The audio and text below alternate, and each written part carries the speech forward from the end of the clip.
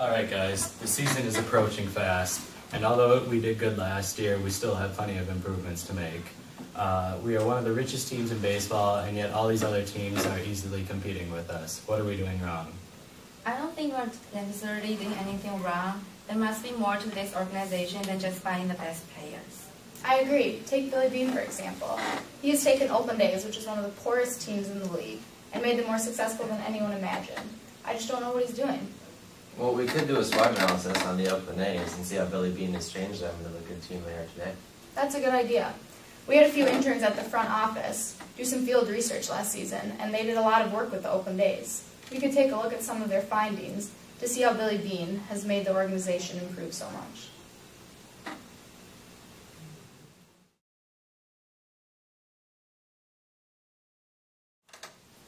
The first step of the SWOT analysis is to look at the strengths. Well, here we go. Before Billy Beane took over, the A's didn't really have many strengths. I mean, they had little money, no talent, poor strategy, and pretty average scouts. But now Billy brought excellent managerial skills, a new strategy, and a new technology to the team to help them succeed. Let's take a look at some of the interns' work to see how he was able to create this strength. What has Billy Beane done to turn around the front office since he arrived? He brought managerial skills that most organizations lack. He was able to bring strategic thinking deep within the organization, had a vision and plan for the A's progress, proactively worked to structure the organization, and motivated others without being overbearing or losing sight of the bigger picture. What else did Billy bring to the table? His conceptual skills were enormous. He saw the team as a business, something few other GMs could see in that bigger sense. He understood the complex workplace and was able to see how improving one segment would affect the others.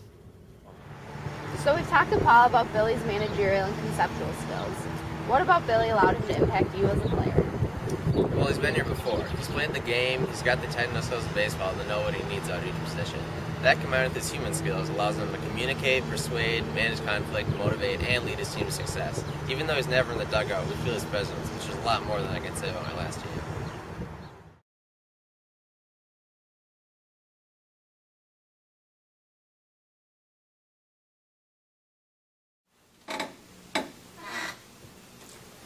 Wow, Billy really created a lot of strengths for the Oakland A's.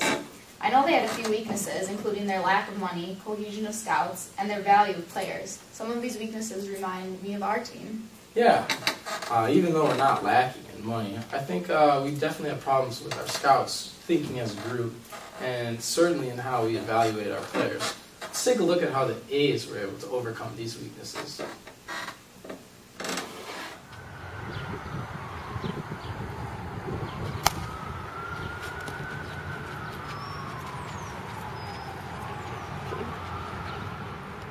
Wow, did you guys just see that? That kid's got 2 homers this game.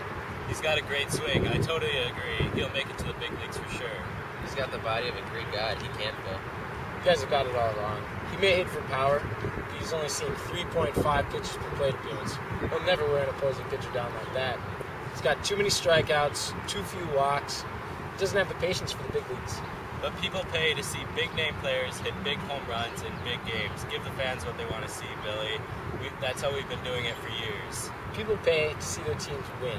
If they're not winning, the stadiums turn hostile. Or even worse, empty. The season is a marathon. You'll never even make the playoffs if you can't string together wins. I just had this college kid pop up on my radar. He's got a great on-base percentage.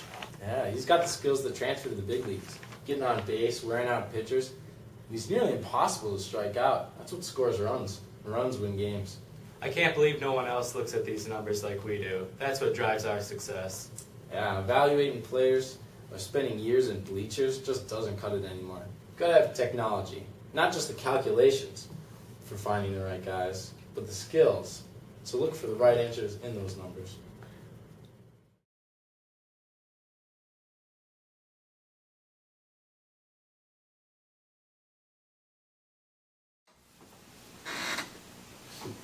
Next, we will evaluate the opportunities portion of the SWOT analysis. We really need to focus on taking advantage of the opportunities presented to us in order to strengthen our organization.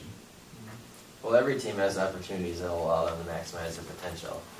Let's see what the Oakland A's were doing to capitalize on their opportunities so we can do the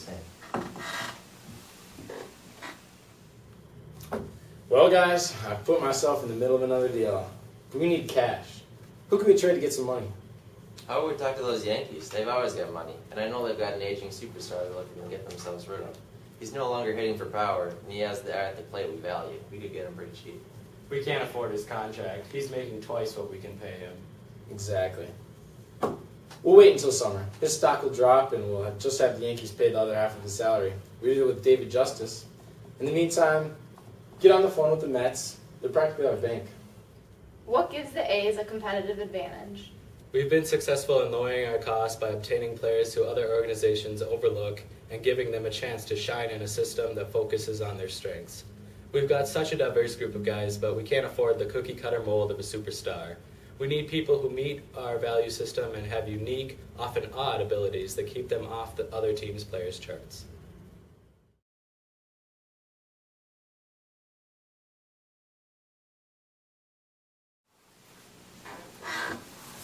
Well, it's clear that Billy has really turned the organization around, but there's still looming threats that will always be affecting the organization, such as the bargaining power suppliers and the high conflict with the external environment. We're also facing the same threats the A's are. Let's see how they were able to minimize the negative impacts of the threats on their team. How do you keep your players from demanding the typical salary of a Major League Baseball player? Well, first off, we offer them guaranteed money through the draft, especially to players who don't feel worthy of the first round. We've always got draft picks, too, because we send our big-name players like Giambi or Zito to teams that can afford their salaries. We get draft picks as compensation. And our unique evaluation system allows us to get lesser-known players without breaking the bank.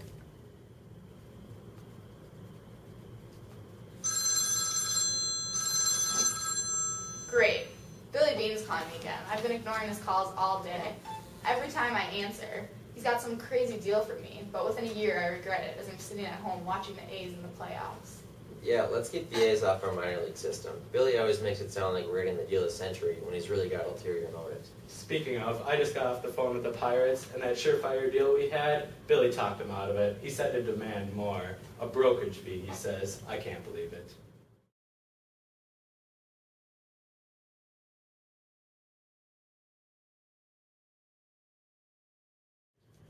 Wow, they've got a great system there in Oakland. They've really got baseball down to a science. Not quite. You've got to realize that the players are people too. They're not just machines to plug into the field. They've got emotions and those affect performance. You're right. Let's take a closer look at those player interviews. There has to be more to performance than statistics. Mr. Hedeberg, how has your career been affected by emotions?